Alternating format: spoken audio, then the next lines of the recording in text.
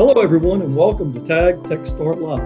I'm Larry Williams, President and CEO of TAG, and I'm pleased to bring you another edition of this podcast featuring our technology community's best and brightest leaders.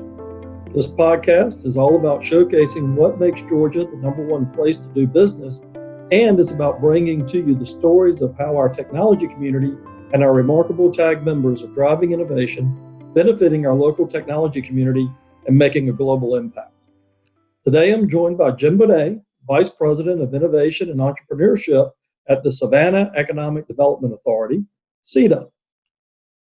Jen was hired in 2018 and is responsible for developing and implementing a marketing and business development action plan that attracts creative production, design, and technology prospects to Savannah for successful location and operation. Jen, you were previously with the Georgia Institute of Technology as the General Manager of ATDC, the Advanced Technology of Development Center. We had an opportunity to work closely together, and you also were the founder of StartupChicks. And you also have a background in entrepreneurism, and you were also the CEO at Nexpense, which was a successful exit, which was acquired in 2012. So Jen, welcome. Thanks for having me. I'm excited to be here today, even though I'm at home. That's right. Well, Jen, why don't you just start off? Tell us a little bit about your background and your role over at SEDA. Sure. So I often describe myself as a recovering entrepreneur instead of a current entrepreneur, although I have to say I feel deep in my soul that I'm an entrepreneur. I felt like the last couple of years I haven't been doing an entrepreneurship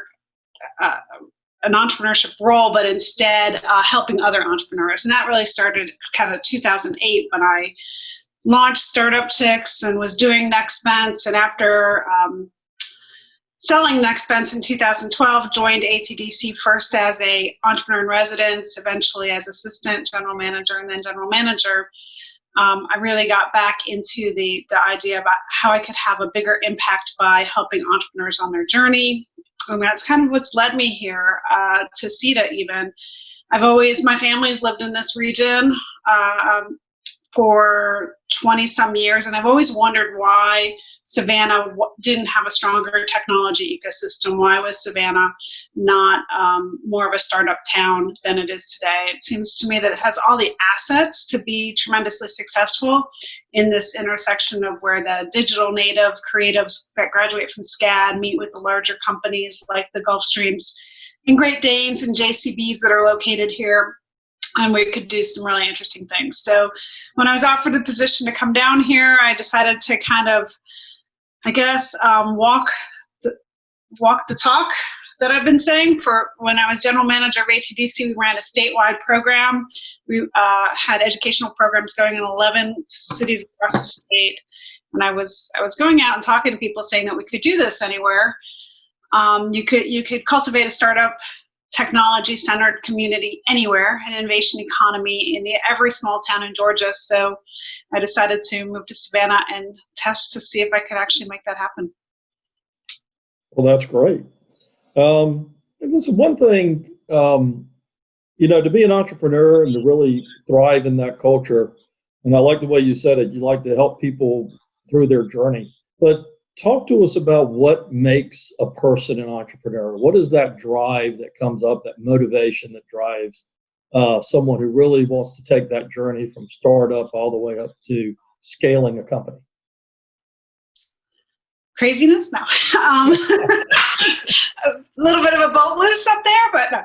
I think for myself and most of the entrepreneurs that I work with, there's this ultimate kind of one of your own personal values is to have an impact, right? To find a way to have a bigger impact on the world than you may have any other way. And that's by building an organization and a culture that drives change and hopefully makes the world a better place through the company that you create and the products that your company creates to serve the needs of your customer. So ultimately, I think for me, it's always been about how can I have an impact? How can I get up every day and do something that's going to touch the lives of other people and make their lives better. And I've always thought that, whether I was, back in the day as a coder at, TSW International, which became Indus International, right? We wrote asset management software. Well, one day I was sitting there with a purchasing clerk, and my job ultimately was to design a system that meant that their lives was better, that they had, their jobs were easier because the software worked better and the systems flowed better. And that's kind of how I got into this is, how can I have an impact? How can something that we create change people's lives for the better?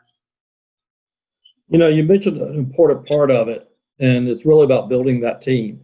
And so I think for an entrepreneur, it's really about having a culture of innovation. And I'd love to hear your perspective about how do you go about, building the team from the startup, sharing that vision, and getting that culture of innovation built to drive that vision.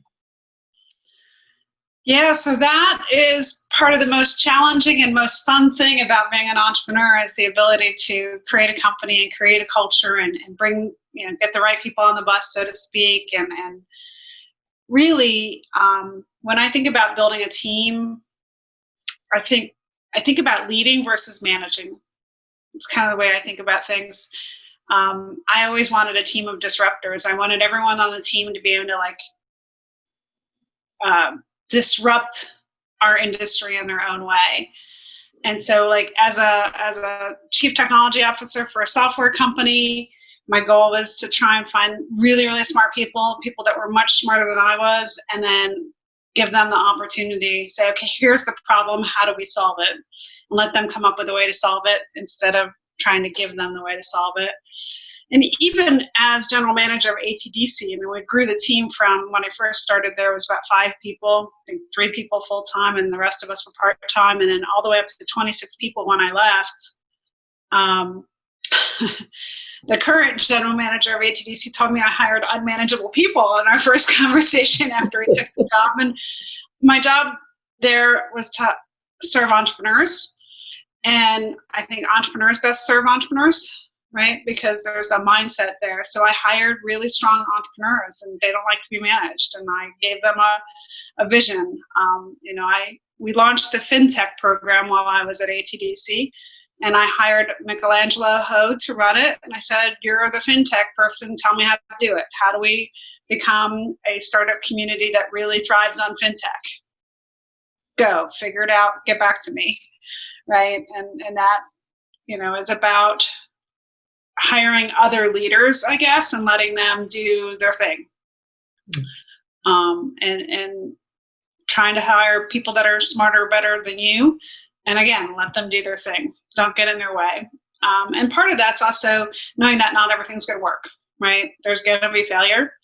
People are going to make mistakes, and just dealing with it as fast as you can and course correcting as fast as you can.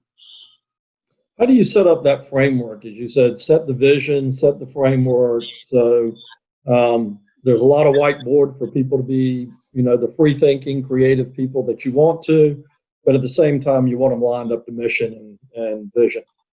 How do you balance those? Yeah, I think part of the hardest thing is getting the roles right? When you're thinking about hiring for a position, what is that role?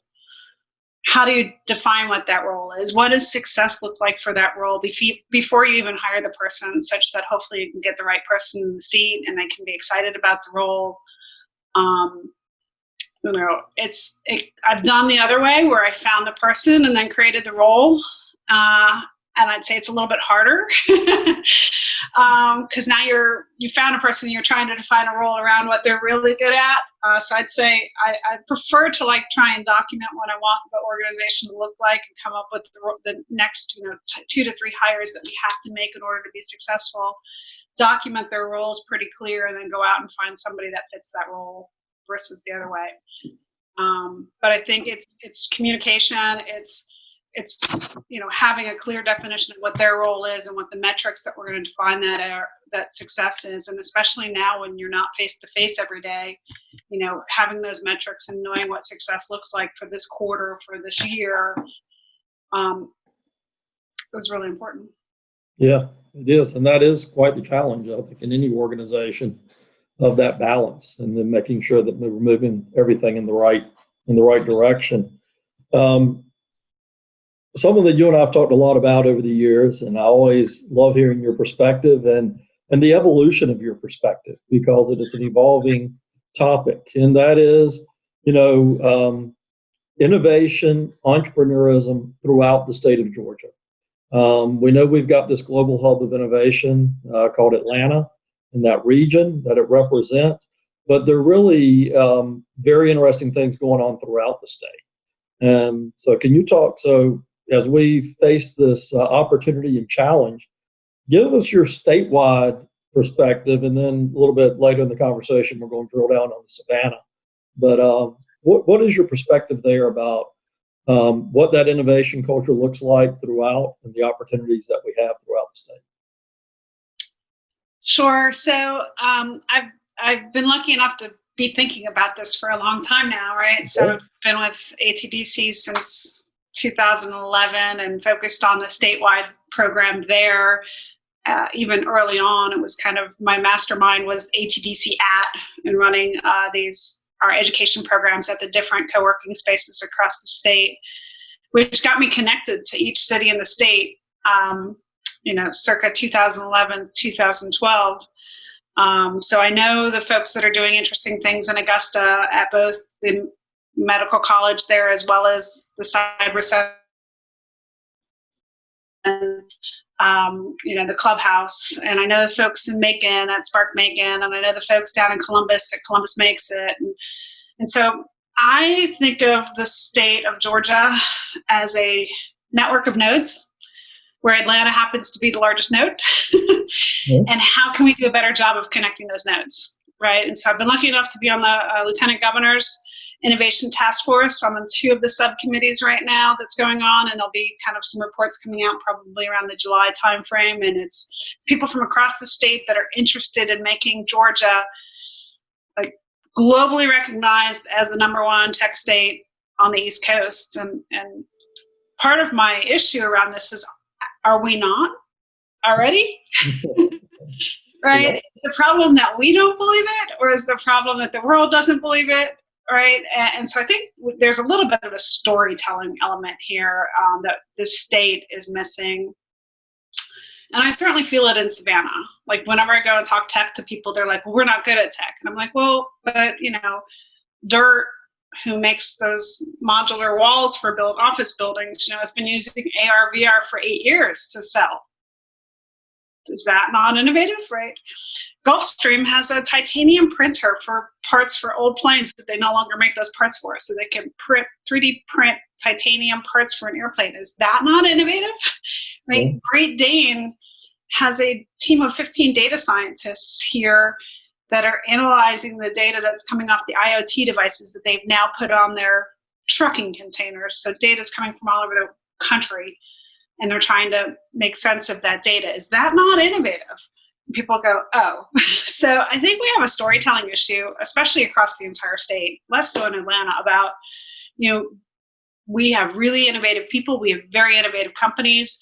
We're a little bit siloed in that nature. So how do we get the story out? How do we build, again, how do we connect these nodes, these different cities that have different innovations going on in different industry clusters, right, and leveraging different technology, and get ourselves situated so that we are, as a state, globally recognized as not only, the innovation leader for the East Coast, but, top 5 innovation leader, period. So that's kind of how I think about it. Yeah, and I agree wholeheartedly. And I'm on the workforce development subcommittee of the Lieutenant Governor's Task Force as well, and it's very interesting. I firmly believe that Georgia is not only a top 5 state, but we're one of the global hubs of innovation, and that we do that. I think sometimes we suffer from our Southern sensibilities. We tend to be understated, sort of the old adage of, I'm just a Southern lawyer. I'm about to eat your lunch, but I'm just a Southern lawyer. And I think that translates. And I think also that it's part of it is in Georgia, it's where technology meets the real world.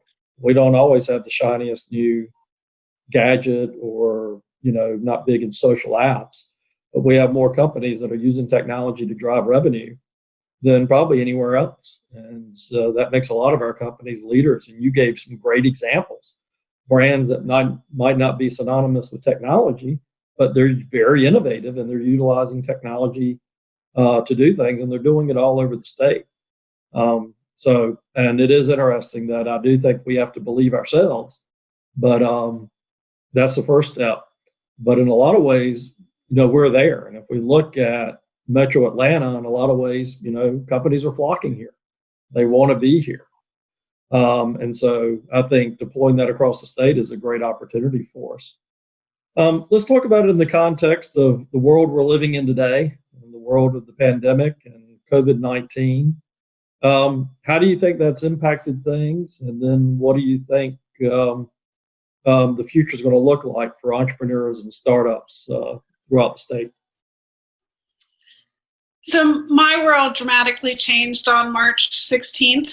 I've spent pretty much the last 12 years ecosystem building, as we call it, startup ecosystem, innovation ecosystem building. And I always believed that that was a face-to-face activity.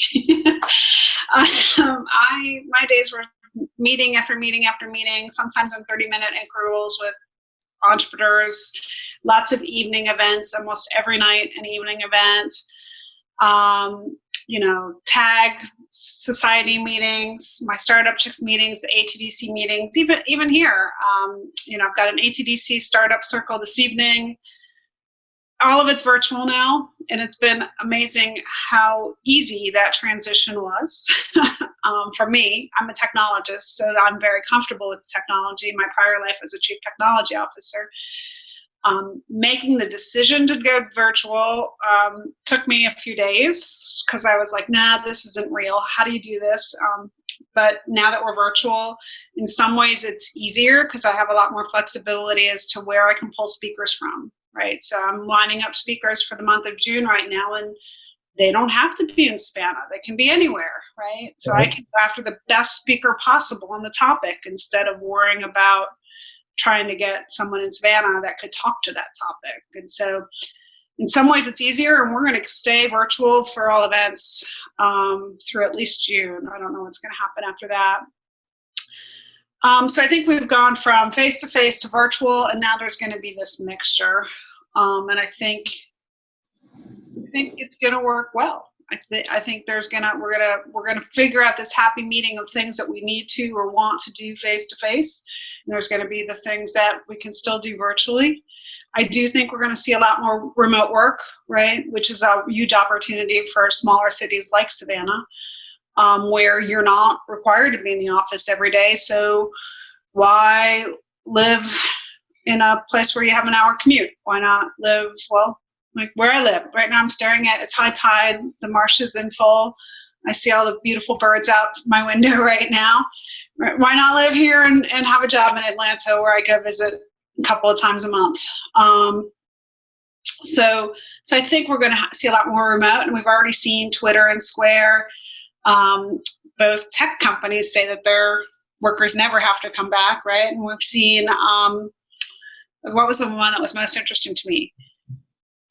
Nationwide Insurance has closed down their 4 largest buildings, saying work from home forever. They'll still have some offices, but an insurance company is not necessarily seen as a trend breaker. And here they're telling everyone to work from home. So I think we're going to see some transition or some trend. There are some jobs that are still best in person, though, and I don't know how to figure that out, right? So a lot of these innovation jobs require, being in that brainstorm session with the whiteboard. And I just spent the last quarter, doing a brainstorm on the future of logistics with 18 SCAD students, some folks from the port, some folks from Great Dane, and a couple other logistics companies, about what does logistics look like in the future. And there are whiteboarding tools for online, and we could use Zoom, we use Slack, but there are some things, it's just like, gosh, I wish we could be in a room together to do this right now. So I think the more creative your job is, the more likely you're gonna have to be physically in some place for at least certain phases of the product life cycle. But then there's something also about stepping back and being remote and being able to be a little bit more focused as well. So I think we're going to see more remote. I think we're going to see some people will have the ability to leave the cities, some of the bigger cities at least, and move to a different kind of quieter lifestyle. I feel really bad for the folks in San Francisco and New York and Chicago that live in a 600 square foot apartment and haven't been able to leave their house for the last 3 months. And quite frankly, they're still on lockdown. So, I think people are going to appreciate places where they can have a higher quality of life, and Georgia will hopefully benefit from that. It is interesting. So you've mentioned, part of it, sort of tying this in a COVID-19 world, and if we get to a post, is it a cohabitation in post COVID-19, or is there truly a post COVID-19? And when we get there, so that's going to affect our ability to build innovation cultures in person. And you touched on that. But what do you think it's going to do for things like access to capital? Or are the private equity sources still very active? How are they reacting to all of this during these times? So I read PitchBook's newsletter every morning, and today I read that somebody is launching a brand new fund, their third fund, and they're raising $17.6 billion. And wow, okay, right now. So I think there's still an appetite. There's still people that are going to do that.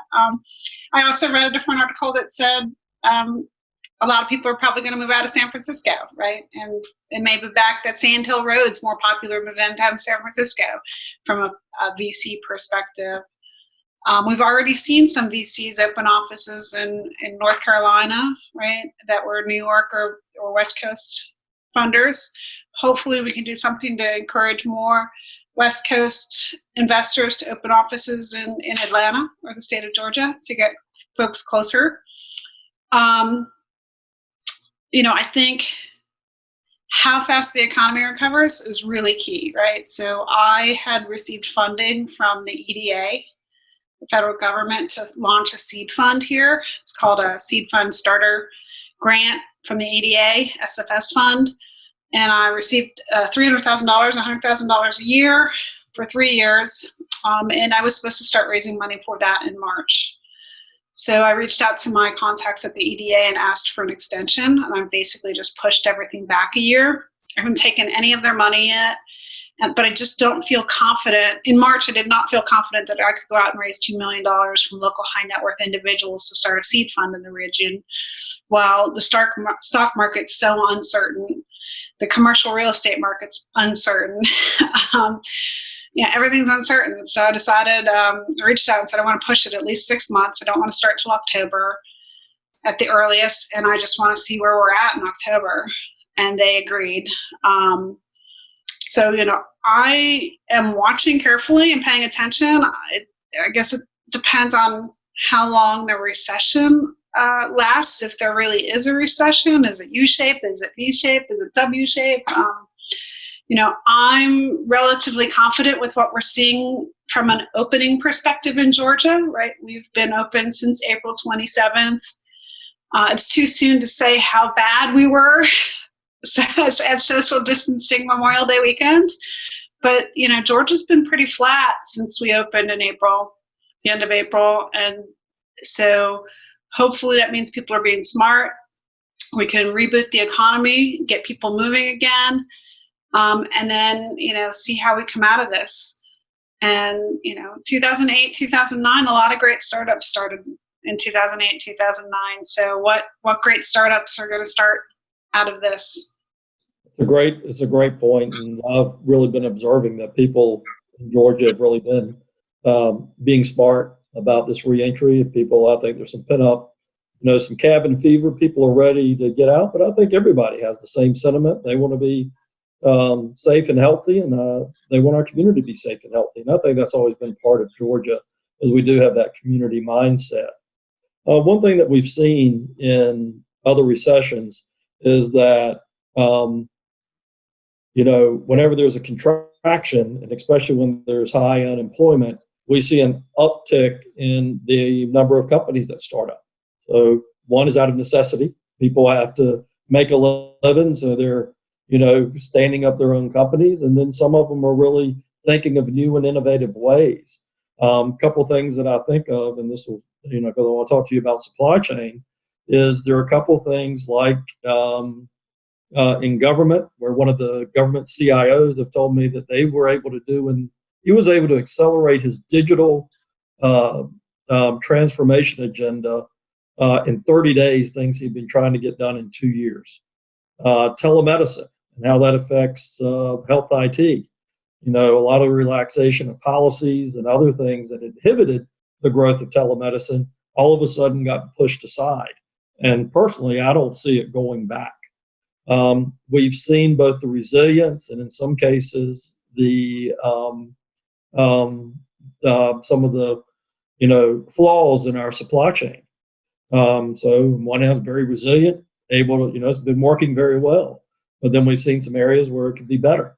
So talk to us about this, talk to us about general opportunities that this can present. You touched on it with the innovation and the opportunities for innovation. And then let's follow up with what's going on in supply chain down in Savannah. Yeah, so we've been fairly lucky. I work with a large number of startups here in Savannah, and most of them have been okay. And it's because they tend to be in one and two areas, strangely enough. We have a lot of folks in healthcare technology, right? So we have Corstrata, who's a telemedicine company that's focused on wound care. I've got Candor USA, which is a healthcare marketplace company, software for brokers. We've got CTG Covenant Technology Group, which is physician credentialing, which was able to actually help the hospitals adapt to new credentialing requirements when this all started. So when the state law started to ease up on some of the credentialing requirements for the physicians and the nurses. So we've had some companies that are just tremendously growing in the healthcare space, but of course we also have a tremendous amount of e-commerce and logistics related stuff going on down here because of the port. So the Port of Savannah is, number 3 port in the nation by volume as of this year. It is ranked as probably the most innovative port on the Western Hemisphere. Rotterdam is the only one that's considered to be more innovative than the Port of Savannah. And so while their activity has been down over March and April, it's only been down about 20%. So all the logistics companies that support the port, both the port itself and then all the warehouses and supply chain companies, logistics companies, 3PLs that are around here, have actually, been on fire the whole time, right? So they're struggling to hire enough people. They're struggling to make sure that they keep their workforce safe. There was a lot of talk early on that the virus would spike just as the volume out of China grew, and we would be having a real issue with workforce. Mm-hmm. Thankfully, that did not happen, right? So we were all watching, thinking that there was going to be this line of ships waiting to get into the port and no workers because they were all sick. Right. That did not happen, knock on wood, this go around. So I think, when you think about my strategy for the state is that each region of the state should really go all in on whatever they're best at, right? Starting great startups requires a lot of deep business knowledge around the industry in which you want to innovate. And so if Savannah is going to be globally recognized within the state of Georgia, beyond the state of Georgia, for any type of innovation, the place that is around logistics, the logistics innovation. So, I've been working on it since I got here. It actually Savannah was named a logistics technology corridor right before I got here, May of 2018, by the state, signed by the governor. And I've been working about, okay, how do we make that more than just a blue sign on the highway, right? you're now entering the Savannah Logistics Technology Corridor. What does that mean?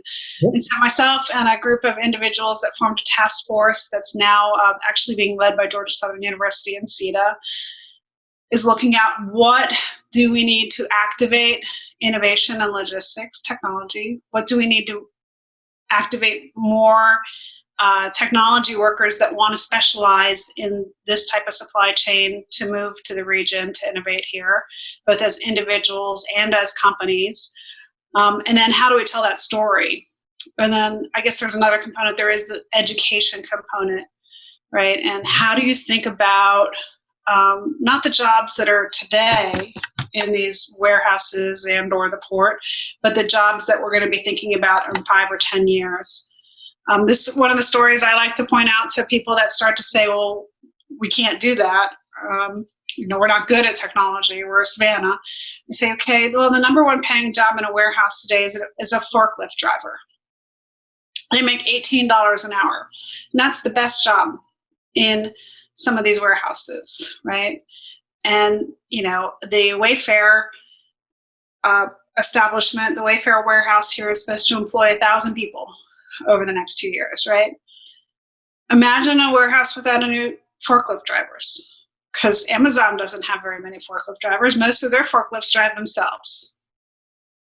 So if we're not working with the technical colleges and the university system of Georgia to figure out what the jobs are going to be 5 or 10 years from now, we can't get people trained for what will be the high-paying jobs in the warehouses at that point in time, in the logistics industry at that point in time. So there's a whole lot of work going towards what is the Academy or Logistics Innovation Institute,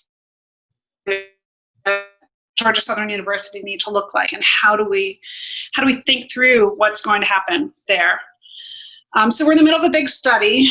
It was supposed to be done in May, but it'll come out around June 30th right now, that Georgia Southern is leading. As I mentioned, we did a SCAD Pro program to leverage SCAD students as well for them to think through the future of logistics. We're going to kind of put the two together and, come summer, be able to go back to the city, go back to the state with some ideas of what we should be doing that we're not doing today to encourage logistics innovation. That's a great initiative, and I love the way that you said, focus in on where your strengths are. Someone described sort of the journey of an entrepreneur as it's a relay race, not just a single person. That mentor, that expertise of what it takes to get it out of the garage, and your first round of angel capital is a little bit different than somebody that's going to take you through several rounds of VC that's going to help you scale, that's going to help you look for that exit or do whatever. And so that whole community coming together and bringing all that expertise becomes absolutely critical.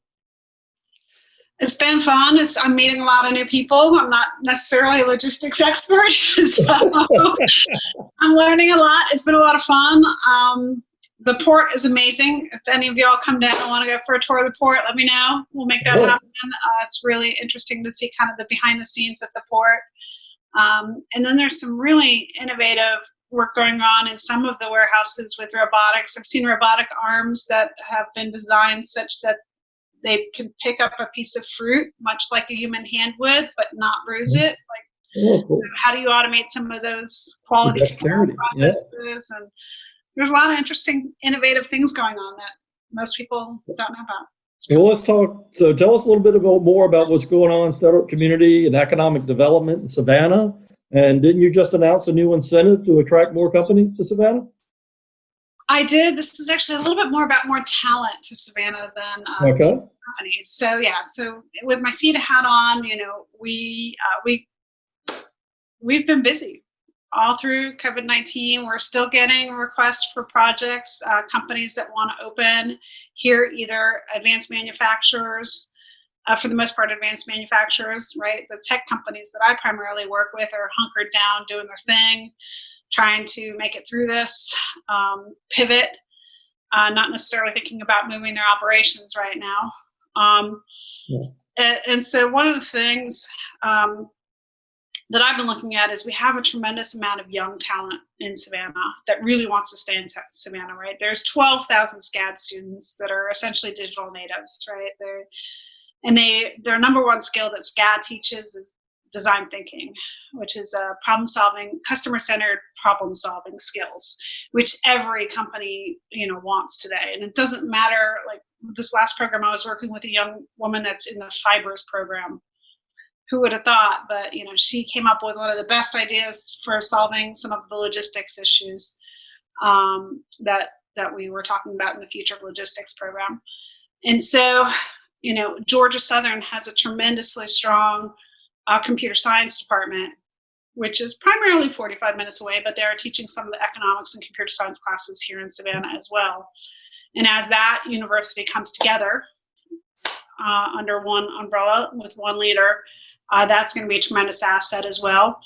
Georgia Southern University is also a Tier 2 research institute. That only happened about 4 years ago. So it's, really stepping up its research protocols right now and thinking about how does research play. And so how do I leverage this young talent and this commercialization of intellectual property that's going to come out of the university to grow companies, grow the economy, diversify the economy away from strict logistics companies to logistics innovation companies or to other types of software companies that are high wage jobs is really what I think about. And so we've had incentives since I got here. They were probably started about 4 years ago. Very creative, have been written up in a number of economic development magazines. They're called the Creative Technologies Incentives, and it in the past rewarded a company for moving here, helped with relocation of employees, helped with facilities rentals, and with a grant on the back end based on the number of jobs you created. So if you created 5 tech jobs that paid 10% above average county wage, I could write a grant proposal to you for just write you a check for $10K as part of a grant on the back end after you had those jobs in place for a year. So what I've done is I've tried to break those into 3 separate. They were kind of all looped together into one incentive. I'm breaking those into different incentives so that I can leverage them more effectively. So the relocation incentive is no longer tied to a company, right? So the relocation incentive goes to an individual that chooses to relocate to Savannah, that has at least 3 years tech experience. And they can either be moving here to take a job for one of the tech companies I work for, one of the larger companies here that just needs a tech worker, and or because they can work remote. So if they can work remote, I can reimburse your relocation incentives if you choose Savannah.